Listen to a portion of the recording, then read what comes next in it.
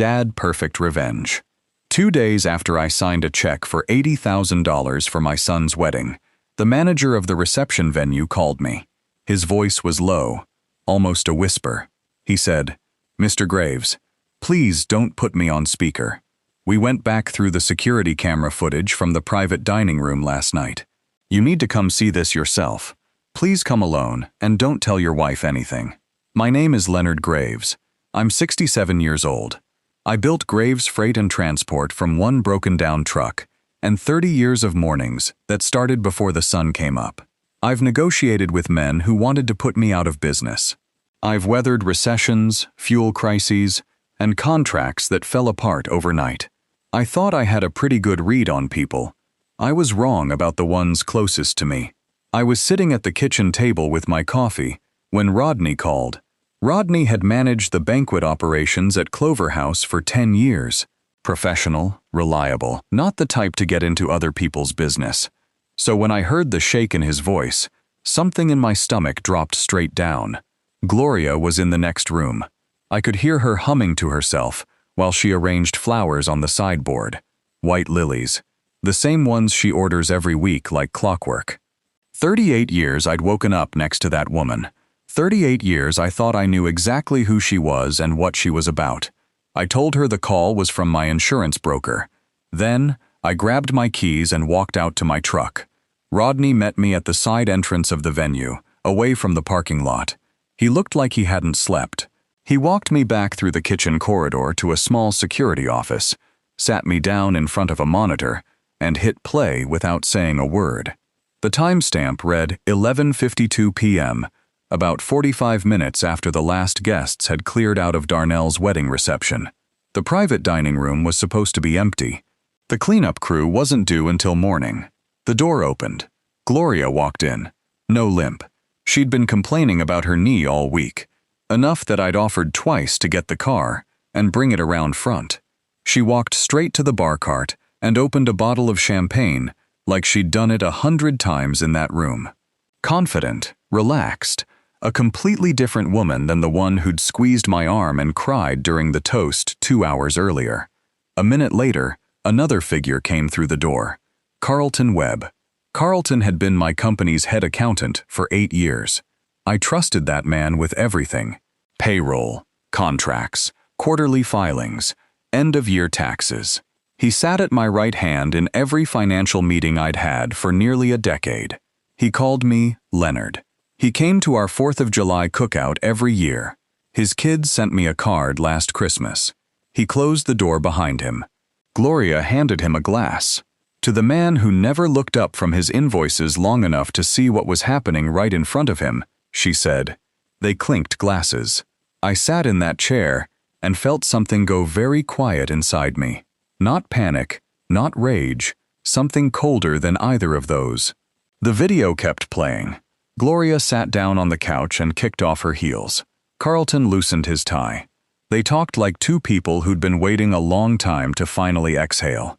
Darnell actually cried when Leonard handed them the deed, Gloria said. She shook her head slowly. He handed over a $450,000 house like it was a birthday card. Carlton swirled his glass. Once the business transfers, that's just a line item. We just need Leonard to stay on his feet long enough to sign the paperwork, Gloria said.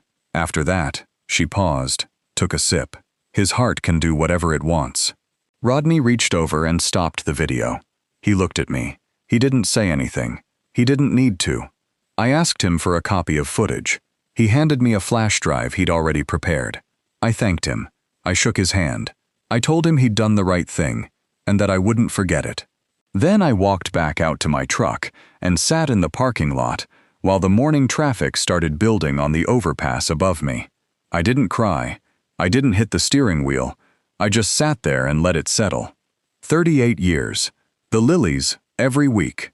The hand on my arm at the wedding. His heart can do whatever it wants. I had one question that mattered right now, and it wasn't about Gloria or Carlton. It was about my coffee.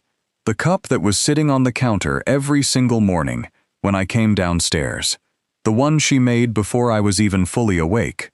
The one I'd never thought twice about drinking. I pulled out of the parking lot and drove north.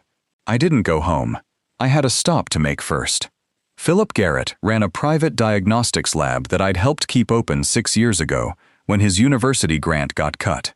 He was thorough, discreet, and fast when it mattered. I called him on the way and told him I needed a full blood panel, rush order. He asked no questions. I walked in, rolled up my sleeve and sat down in the chair. Then I called Adrienne Pace and told her to clear her afternoon. Adrienne Pace had been my corporate attorney for 11 years. She cost me $900 an hour and had never once given me advice I regretted taking. When I walked into her office that afternoon and laid the flash drive on her desk, she watched the footage without a word. When it finished, she closed her laptop, folded her hands, and looked at me. "How do you want to handle this?" she asked. That was the thing about Adrienne. She didn't tell me what to feel. She didn't try to soften it. She just asked the only question that mattered. I told her I wanted it done right. No shortcuts.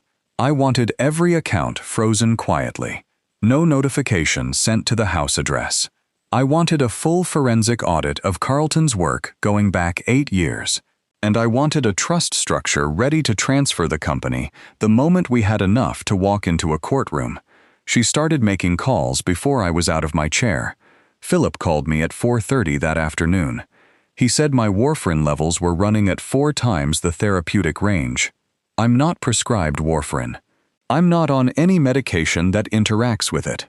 At that concentration, he explained, a minor fall, a sudden spike in blood pressure, even a bad night's sleep could trigger a hemorrhagic stroke.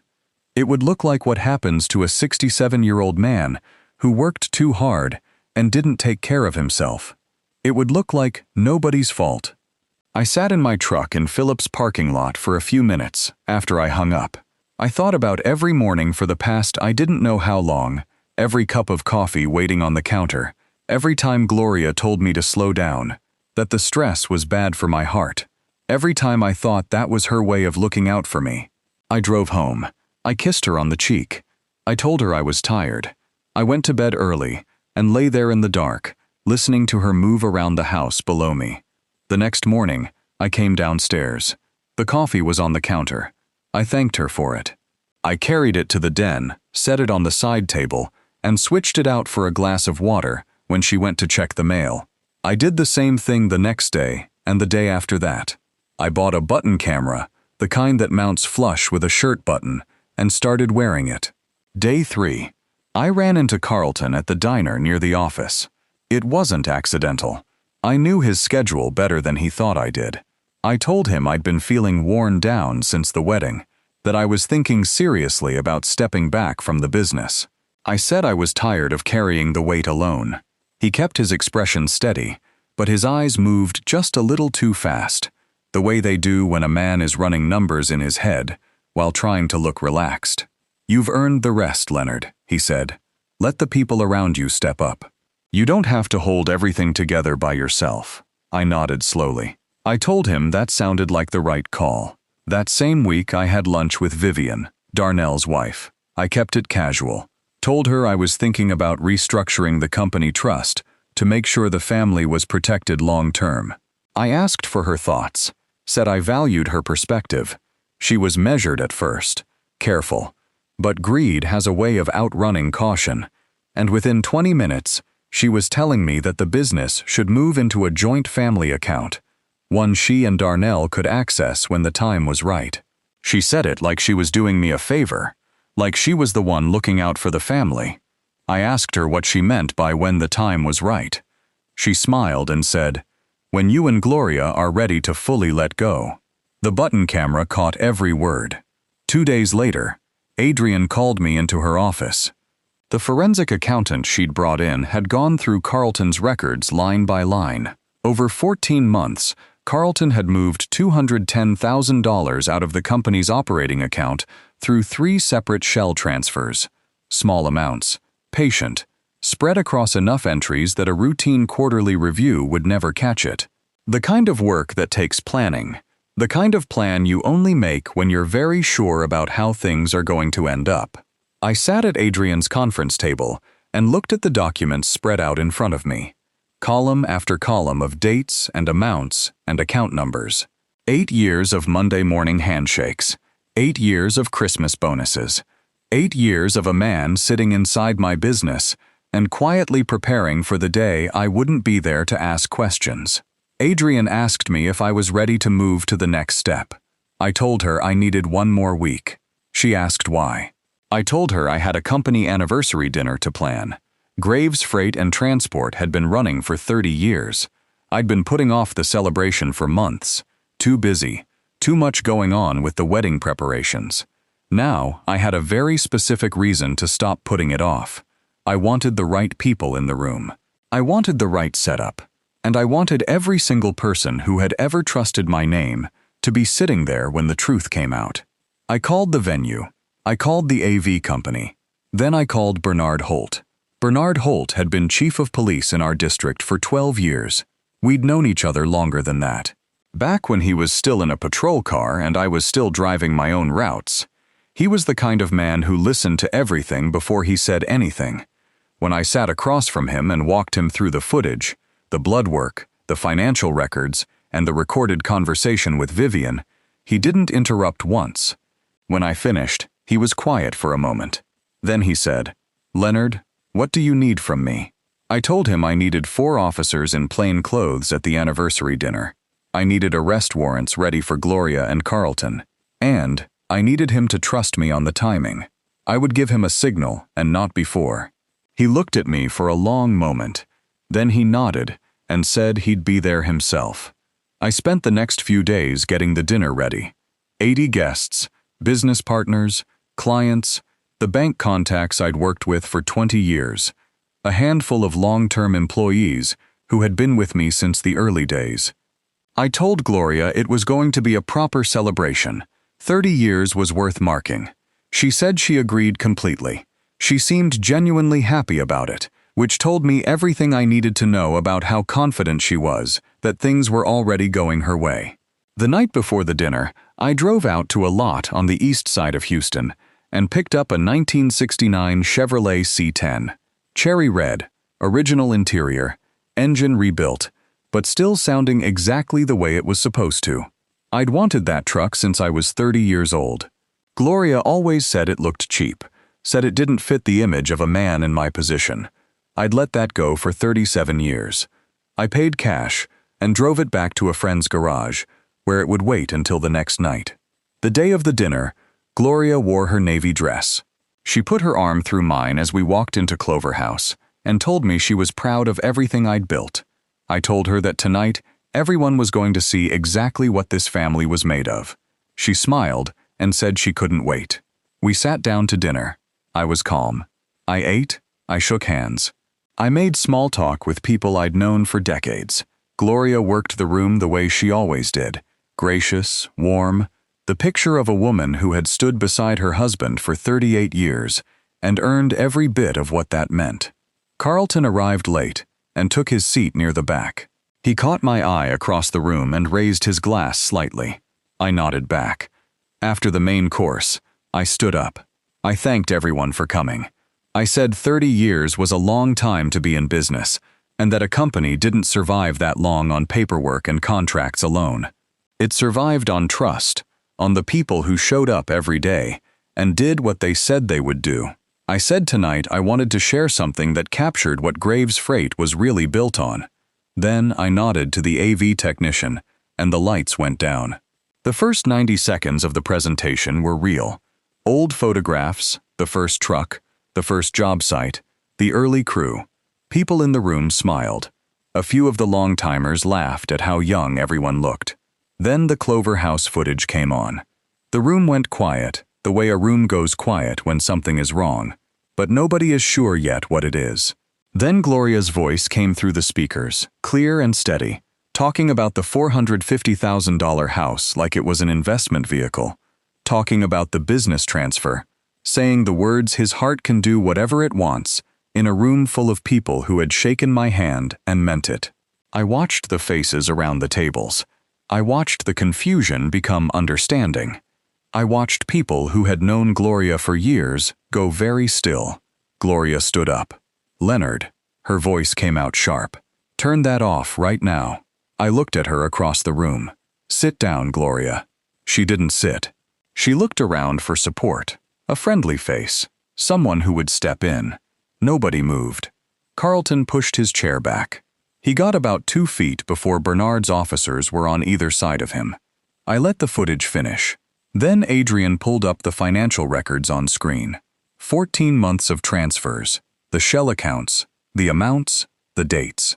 $210,000 laid out in plain black and white in front of every person in that room who had ever trusted me with their business. Gloria looked at the screen. Then she looked at me. Not with guilt, not with regret, with the specific fury of a person who had planned something carefully for a long time and could not believe it had come apart. Bernard stepped forward. His officers moved to Gloria's side of the room. She didn't struggle. She stood very straight, the way she always did when she wanted to look like the most composed person in any room. They walked her out past 80 people who had come to celebrate 30 years of work I had done with my own hands. I watched her go. I didn't say anything.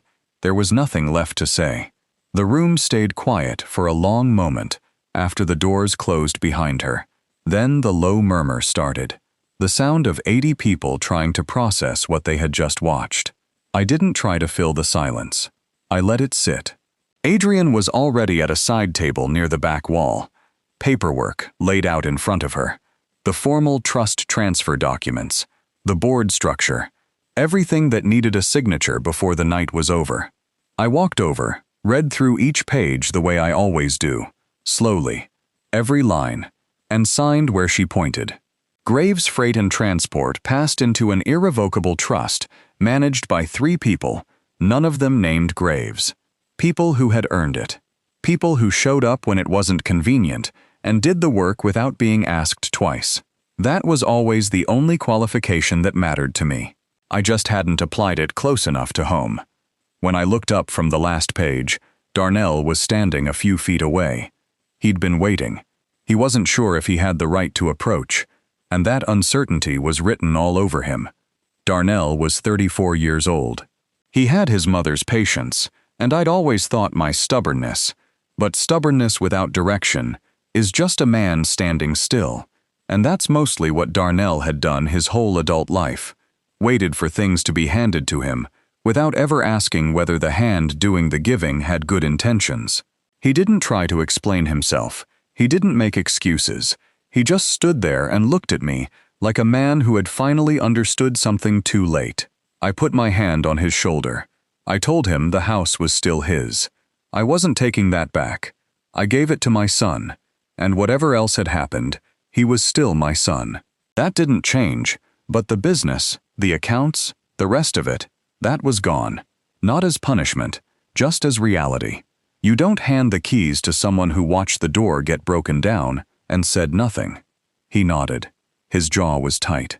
I could see him working to hold himself together in front of the people still left in the room. I told him the only advice I had left to give him was the same advice nobody had given me when I was his age. Start with what you have, not with what you think you're owed. Work until the work means something, and be very careful about who you let stand next to you while you do it. He didn't say much, just nodded again. Then he shook my hand, firm the way I'd taught him when he was 12 years old, and walked out. I stood there for a minute after he left. The room was mostly cleared out. A few of the long-timers were still at their tables, not sure if they should stay or go. I told them to finish their drinks. They'd earned a slow evening. I went back to the family table to collect my jacket. Gloria's purse was still on her chair. Next to it, sitting on the white tablecloth, was the watch she gave me on our 20th anniversary. A good watch, heavy. The kind that's meant to mean something.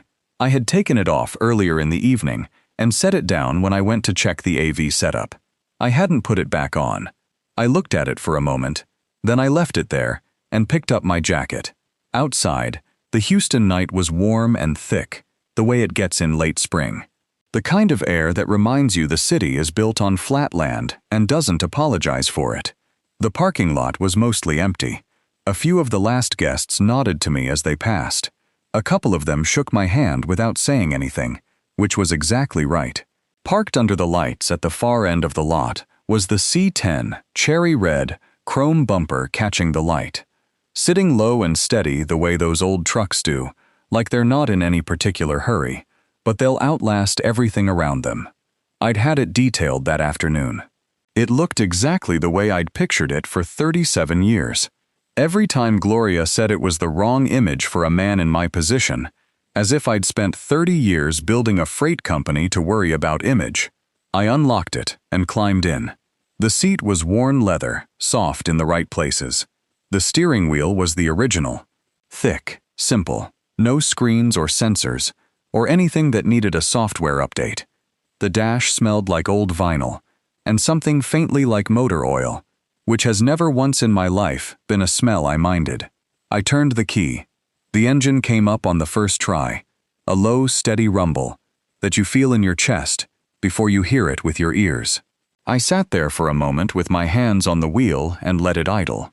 I thought about the first truck I ever owned, a 1987 Ford with a cracked windshield and a heater that only worked on the driver's side. I drove that thing 14 hours a day for 2 years before I could afford a second one. I ate lunch in the cab, more times than I could count. I knew every sound that engine made and what each one meant. I hadn't thought about that truck in a long time. I put the C10 in drive and pulled out of the lot. I didn't have a destination. I had a bag behind the seat with a few days' worth of clothes and Adrian's number saved in my phone. Everything that needed handling was handled. Everything else could wait. I got on the highway heading west and let the city fall away behind me. The road opened up the way it does once you clear the last of the overpasses, and the sky got wide and dark and full of stars that you can't see from inside the city limits. 67 years old, a company I'd given to people who deserved it, a son I'd have to figure out how to love differently going forward. No one in the passenger seat, no one deciding which lane I should be in, just the road, and the engine, and the kind of quiet that doesn't feel empty. I had worked for 30 years to build something worth leaving behind. Turns out, the most important thing I left behind was everything that had been holding me in place. The highway stretched out ahead of me, and for the first time in longer than I could honestly remember, it felt like mine. That was enough. That was more than enough. I spent 38 years thinking loyalty was something you built over time.